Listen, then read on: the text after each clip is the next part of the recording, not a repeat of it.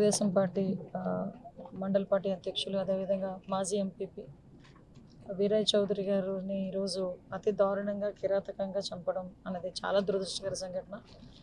ఆ, ఒక్కసారి ఆ సిచ్యువేషన్ చూస్తేనే కొంచెం చాలా ఇబ్బందికరంగా ఉండే పరిస్థితి.